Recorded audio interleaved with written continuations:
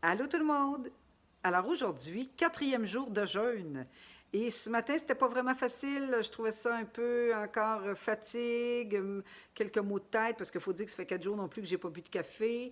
Et donc aussi, bon, j'ai l'impression d'avoir comme des douleurs musculaires partout.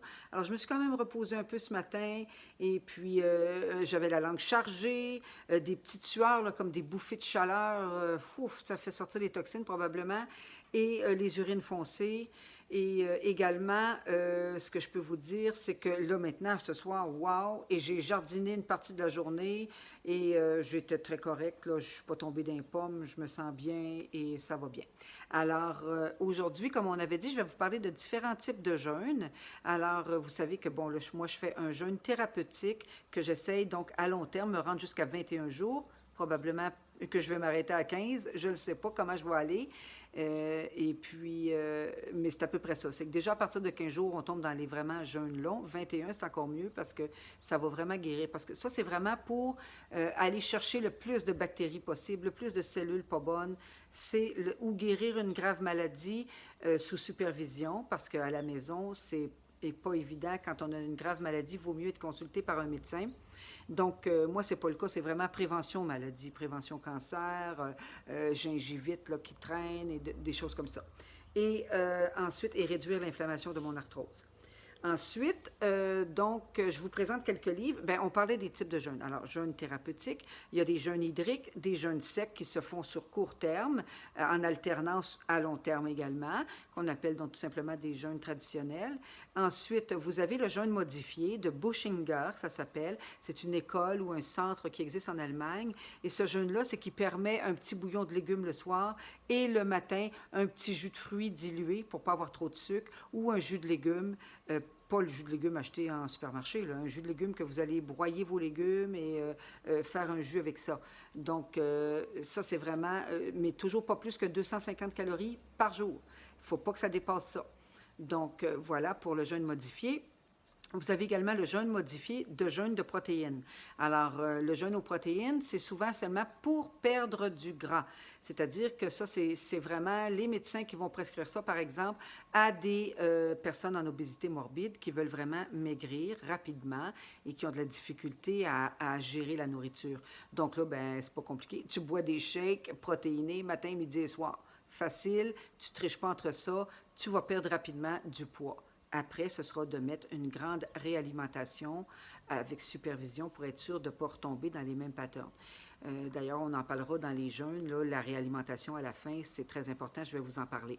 Donc, ensuite, fait que ça, c'est le jeûne protéiné. Donc, on prend des boosts et de protéines. Ensuite, mais ça ne nous fait pas, justement, ça ne guérit pas les bobos, ça.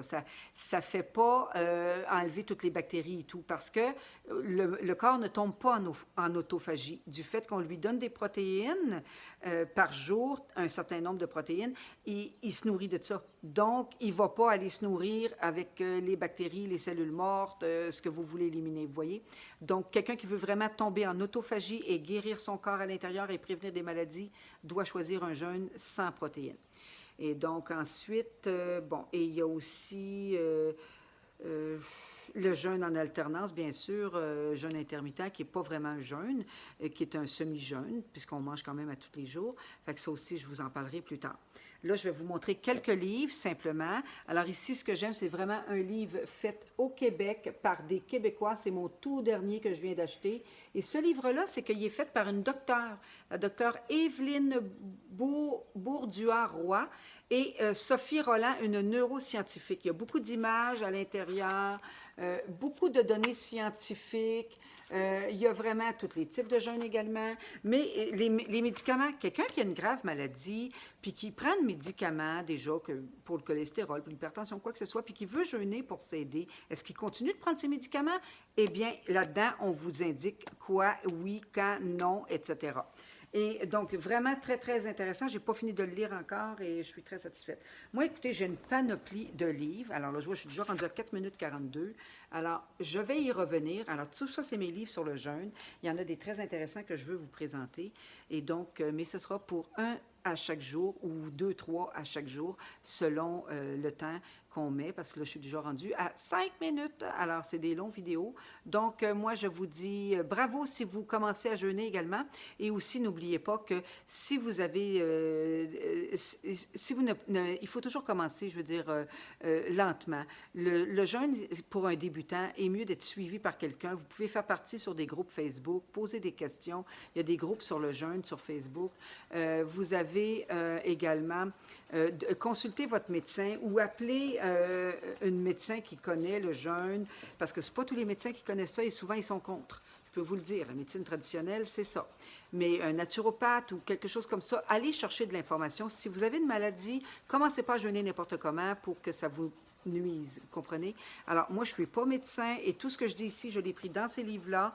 Alors, moi, je vous dis simplement des informations. Je ne recommande rien et je ne vous diagnostique rien non plus. Je vous parle de mon expérience personnelle et j'espère que ça va vous inspirer. Alors, je vous dis à demain!